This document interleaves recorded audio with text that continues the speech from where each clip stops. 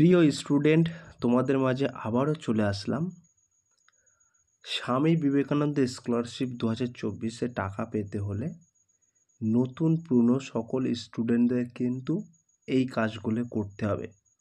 কাজগুলি হলো, সমস্ত তথ্য বিস্তারিত এই ভিডিওয় পেয়ে যাবেন। তাই বলবো, যে সকল স্টুডেন্ট আমার এই চ্যানেলটি সাবস্ক্রাইব করেনি তাদেরকে বলবো প্লিজ অতি দ্রুত সাবস্ক্রাইব করে দিয়ে আমাদের পাশে থাকুন এবং বন্ধুদের মাঝে শেয়ার করে দিন।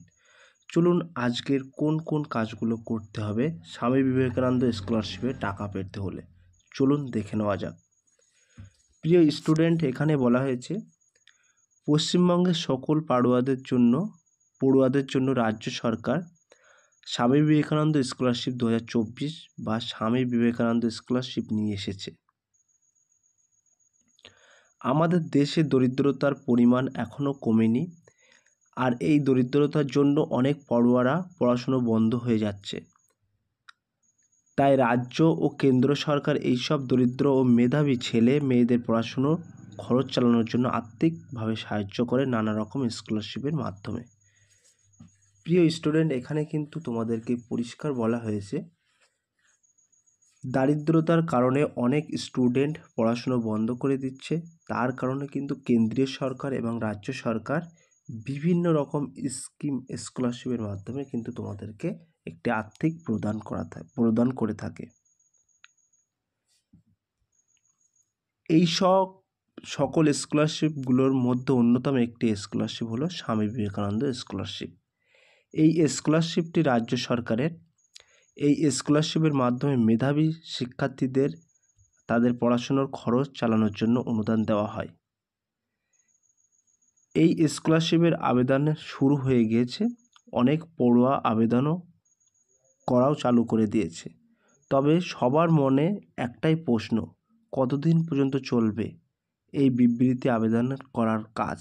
চলুন তাহলে এই বিবৃতি সম্পর্কে জেনে নিন। প্রিয় স্টুডেন্ট, এখানে কিন্তু অলরেডি স্বামী বিবেকানন্দ স্কলারশিপ আবেদন শুরু হয়ে গেছে। যে সকল স্টুডেন্ট এখনও তোমরা জানো না যে এই আবেদন কতদিন পর্যন্ত চলবে বা কি কি প্রসেস আছে, সমস্ত কিন্তু এই ভিডিওর মাধ্যমে উল্লেখ করব। এই স্বামী বিবেকানন্দ স্কলারশিপ রাজ্যের সব স্কলারশিপের মধ্যে অন্যতম একটি বৃত্তি। রাজ্যের মেধাবী দরিদ্র পড়ুয়ার নির্দিষ্ট যোগ্যতা সাহায্য এই বৃত্তি থেকে উপকৃত হয়।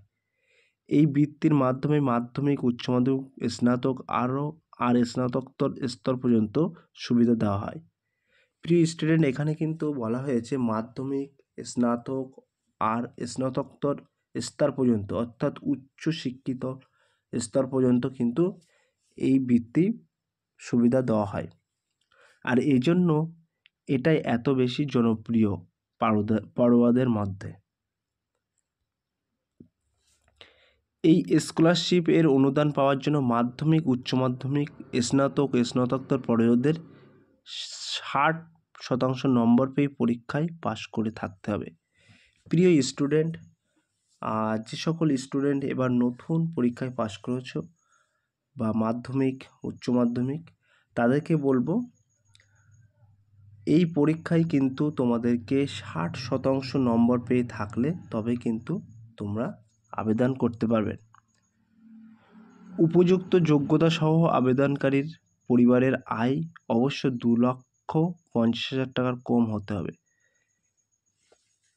এই পদে আবেদন করার জন্য ফ্যামিলি ইনকাম কিন্তু 2,50,000-এর কম থাকতে হবে।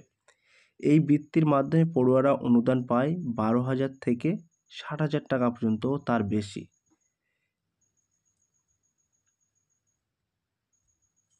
প্রত্যেক স্তরে পড়ুয়াদের জন্য আলাদা আলাদা অনুদান দেওয়া হয়। এই স্কলারশিপের আবেদন করা সবাই শুরু করে দিয়েছে। যারা আবেদন করছে তাদের টাকা খুব তাড়াতাড়ি ঢুকে যাবে, আর যারা এখনও আবেদন করেনি তাদের ঝটপট আবেদন করে ফেলুন। স্বামী বিবেকানন্দ স্কলারশিপ 2024 আবেদন করার শেষ তারিখ হচ্ছে 31শে মার্চ। 31শে মার্চ পর্যন্ত পড়ুয়ারা অনলাইনে আবেদন করতে পারবেন। প্রিয় স্টুডেন্ট, এখানে কিন্তু তোমাদের অনলাইন আবেদন কবে শেষ সেই ডেটটি কিন্তু এখানে উল্লেখ করে দিয়েছে। 31শে মার্চ পর্যন্ত কিন্তু তোমরা অনলাইনে আবেদন করতে পারবেন। এই সময় পার